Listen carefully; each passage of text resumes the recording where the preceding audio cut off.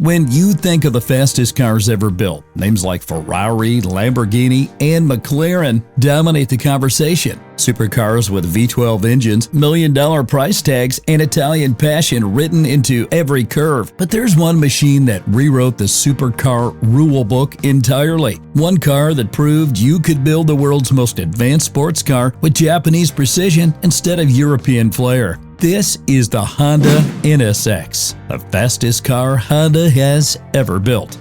And here's what makes it legendary. When it launched in 1990, it didn't just compete with the best supercars in the world, it embraced them. While Ferrari owners were dealing with temperamental engines and Lamborghini drivers were struggling with basic reliability, NSX owners were driving to work every day, hitting the track on weekends and never missing a beat. Let's rewind to 1984.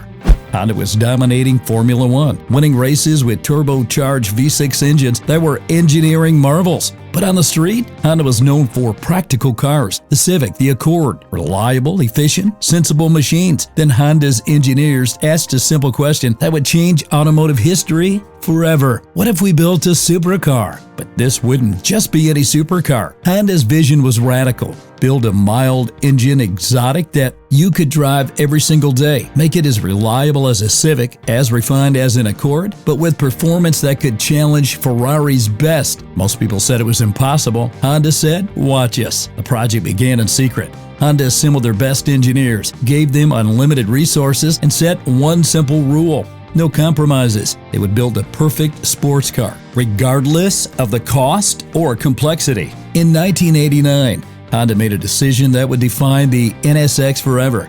They handed the prototype keys to Ayrton Senna, arguably the greatest racing driver who ever lived. Honda wanted his input on everything: the suspension, the steering feel, the engine response, the gear changes. Senna drove the prototype at Suzuki Circuit and came back with pages of notes. The chassis needed to be stiffer. The steering required more feedback. The suspension geometry had to be perfect. Honda listened to every single suggestion and redesigned the car around Senna's feedback. I told him the car needed more rigidity, more precise steering response. Honda completely redesigned the chassis. This level of attention to detail was unprecedented. When the production NSX finally launched, it carried Senna's DNA in every component. This wasn't just a fast car. This was a racing legend's vision of the perfect sports car, engineered with Honda's obsessive attention to detail. At the heart of the NSX sat Honda's masterpiece, the C30A engine, a 3-liter naturally aspirated V6 that produced 270 horsepower. Now, that might not sound like much by today's standards. Built in 1990, this engine was revolutionary. First, it was made entirely of aluminum, making it incredibly light. While Ferrari's V8s were iron monsters that added hundreds of pounds, Honda's V6 weighed just 450 pounds. Second, it featured Honda's vtec technology, which meant this engine could purr quietly at low RPMs and scream to an 8,000 RPM redline that would make a Ferrari blush. But the real innovation was in the details.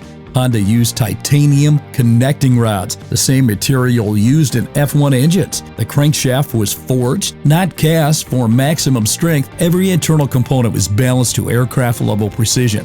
This engine didn't just make power, it was built to make the power for 200,000 miles without breaking a sweat. While other manufacturers were still using steel frames, Honda built the NSX around a revolutionary all-aluminum space frame. This was aerospace technology applied to a road car. The result?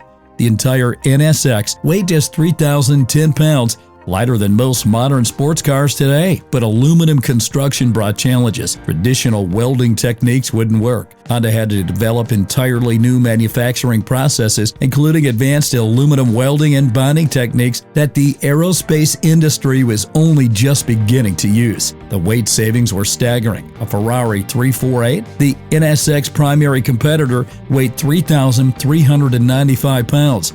The NSX was 385 pounds lighter while being significantly more rigid. This weight advantage translated directly into performance, handling, and fuel efficiency that left the competition scrambling to catch up. When automotive journalists first tested the NSX, The numbers were shocking. 0 to 60 miles per hour in 5.2 seconds, a quarter mile time of 13.8 seconds, a top speed of 168 miles per hour. But the NSX wasn't just fast in a straight line, it was revolutionary on a racetrack. The NSX cornered with surgical precision. The mid-engine layout provided perfect weight distribution, while the aluminum construction kept the center of gravity impossibly low. The result was a car that could dance through corners with ballet-like grace, then unleash fury on the straightaways.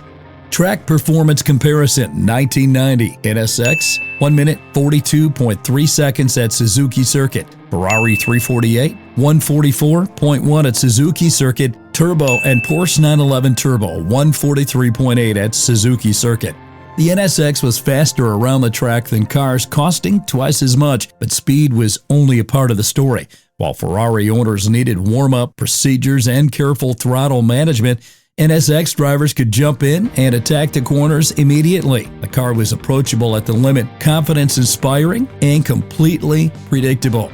Here's where the NSX truly revolutionized the supercar world. You could actively live with it. While Ferrari owners kept their cars in climate-controlled garages and drove them only on special occasions, NSX owners were commuting to work, running errands, and treating their supercar like a regular car. The NSX featured power steering that was perfectly weighted, air conditioning that actually worked, a trunk that could hold luggage, and visibility that made parking effortless. The clutch was light enough for stop-and-go traffic, the engine was smooth enough for highway cruising, and the reliability was Honda-level bulletproof. Consumer Reports actually recommended the NSX as a best buy, the first and only time a supercar ever received that designation. Think about that, a mid-engine exotic recommended by the same organization that praised the Honda Civic and Toyota Camry for reliability. The NSX influence extended far beyond Honda. When Goodman Murray began designing the McLaren F1, widely considered the greatest supercar ever built,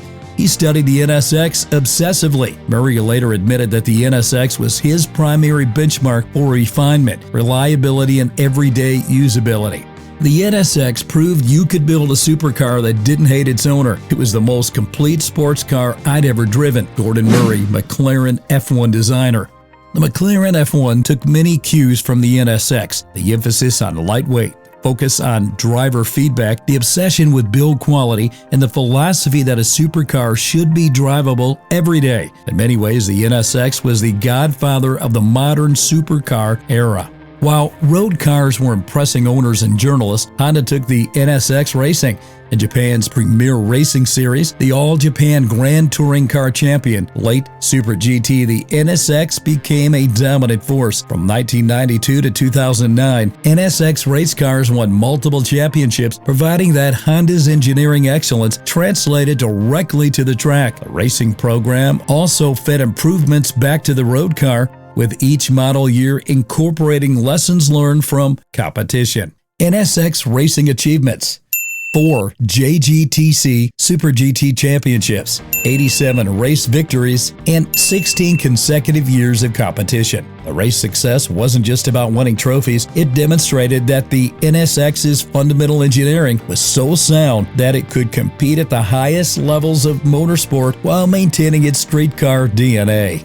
Honda continuously refined the NSX throughout its production run. In 1997, they introduced the NSX-T, featuring a removable target top that allowed open-air driving without sacrificing structural rigidity. The ingenious design used additional chassis bracing to maintain the coupe's stiffness even with the roof removed. The same year brought the legendary NSX-R, a track-focused variant that stripped away luxury features and pure performance. Weight reduction was extreme. Air conditioning, radio, sound, deadening, even the spare tire were removed. The result was a car that weighed just 2,712 pounds and delivered track performance that bordered on the supernatural. NSX-R modifications: 265 pounds lighter than the standard NSX, recalibrated suspension for track use, increased engine output 290 horsepower, and enhanced aerodynamics package. In 1997, Honda increased the NSX's displacement to 3.2 liters, creating the C32B engine that produced 290 horsepower. More importantly, torque increased significantly, improving acceleration and mid-range power delivery.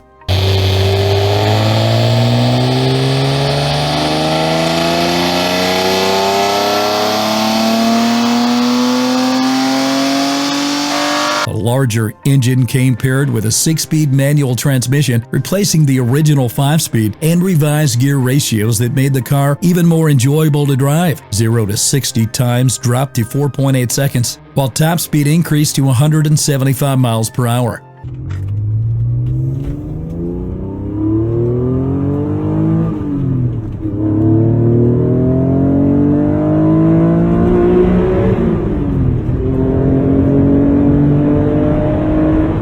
Honda's engineers focused on more than just peak power. The C32B engine featured improved vtec tuning that provided broader power delivery, making the NSX even more usable in daily driving while maintaining its high RPM excitement. The NSX's impact on automotive culture was profound. It forced European manufacturers to completely rethink their approach to supercar development. Suddenly, reliability became important. Daily usability mattered. Precision engineering was valued over raw emotion. Ferrari responded with the 355, which featured improved quality control and better ergonomics. Porsche developed the Boxster with an emphasis on daily drivability. Lamborghini began focusing on refinement alongside performance. The entire supercar segment evolved because one Japanese company proved that exotic cars could be better. Cars directly influenced by the NSX: Ferrari 355, 360, and 430. Porsche Boxster, Cayman, Audi R8, and the Lamborghini Gallardo.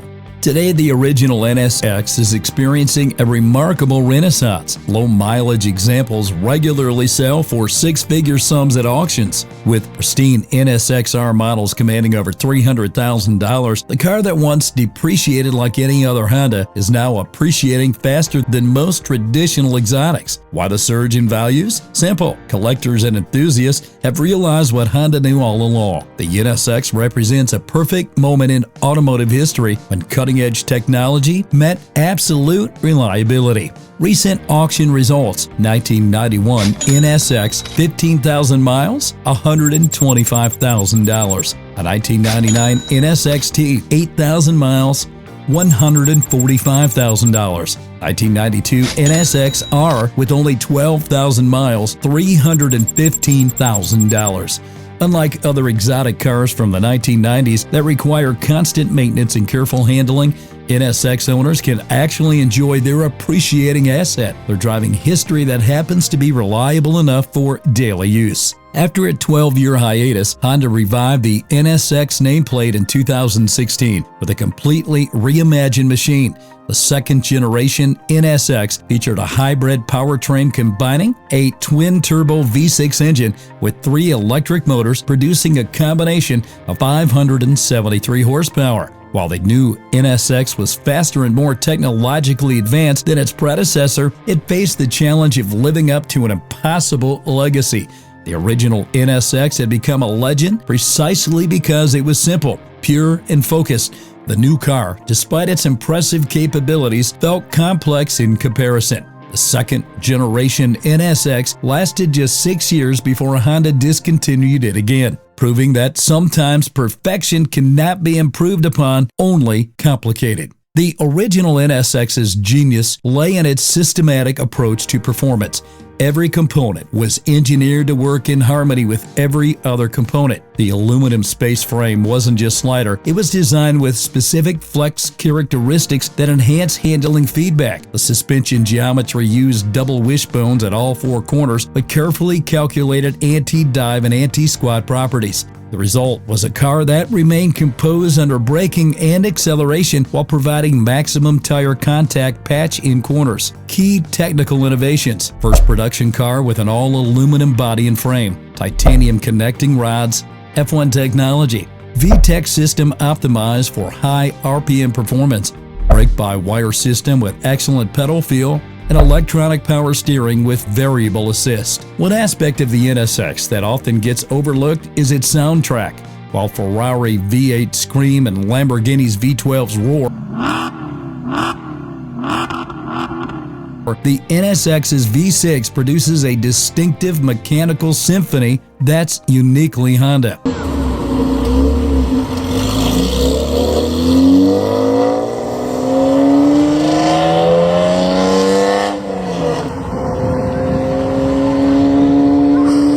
At low RPMs, the engine purrs quietly, allowing comfortable conversation, but push past 5,800 RPMs and VTEC engagement transforms the car. The intake note becomes urgent. The exhaust develops a sharp edge and the entire car seems to wake up from a peaceful sleep. The sound is purposeful rather than theatrical. It's the audio signature of an engine that was built for performance first, drama second. Many NSX owners describe the VTEC engagement as addictive. Once you hear it, you find yourself hunting for opportunities to experience it again.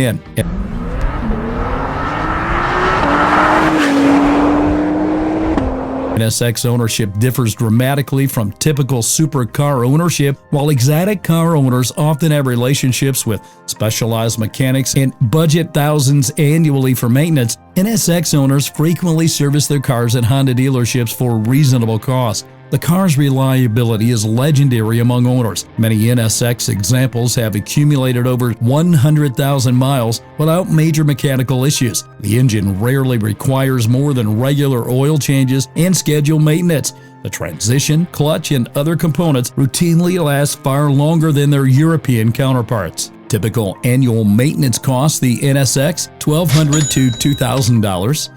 Ferrari 348, $4,000 to $8,000, and the Lamborghini Diablo, $5,000 to $10,000. This reliability advantage extends beyond cost savings. The NSX owners develop confidence in their cars that allows them to truly enjoy the driving experience without constant worry about potential mechanical failures.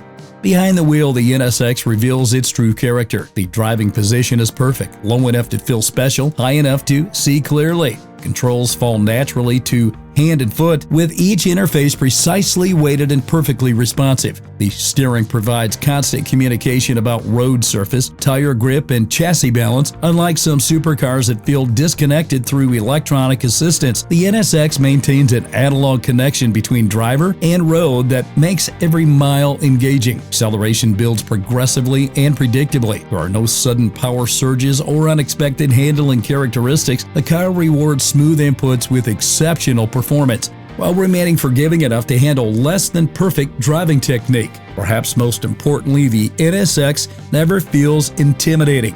While some supercars demand respect through fear, the NSX earns respect through competence and confidence. Throughout its production run, the NSX accumulated awards from automotive publications worldwide. Car and Driver named it their 10 best list multiple times. Road and Track called it the best sports car ever built. International automotive journalists consistently praised its combination of performance and refinement. Major awards and recognition. Car and Driver, 10 best, 1991, 1992, 1993, 1994, and 1995. Motor Trend Import Car of the Year, 1991. Road and Track Best All-Around Car, 1991. Automobile Magazine Automobile of the Year in 1991. The critical acclaim wasn't just automotive media hype. The NSX earned recognition because it delivered on its promises while exceeding expectations in areas where exotic cars traditionally failed. Production of the original NSX ended in 2005 after 15 years and 18,685 units built. The final cars were commemorated with special ceremonies at Honda's Tochigi facility, where every NSX had been hand-assembled by skilled craftsmen. The end of NSX production marked the conclusion of a unique chapter in automotive history. No other manufacturer has attempted to recreate Honda's formula of combining supercar performance with Honda reliability and everyday usability. NSX production numbers total 18,685 units. USA and Canada 8,997 units. Japan 7,058 units. And Europe 2,630 units. The NSX influence on modern automotive development cannot be overstated. Today's supercar buyers expect reliability, daily usability, and refined engineering. Expectations largely created by Honda's first supercar. Modern exotic cars like the McLaren 570S, Ferrari 488, and Lamborghini Huracan all feature characteristics pioneered by the NSX. Lightweight construction, sophisticated electronics that enhance rather than interfere with driving, and build quality that allows regular use. Even electric supercars like the Tesla Roadster and upcoming models from traditional manufacturers embrace the NSX philosophy. Exceptional performance shouldn't require sacrificing practical usability. The Honda NSX stands as proof that sometimes the greatest achievements come not from following conventional wisdom, but from questioning it entirely. While the automotive world insisted that supercars had to be temperamental, expensive to maintain, and impractical for daily use, Honda simply asked, why? The result was a machine that redefined what a supercar could be.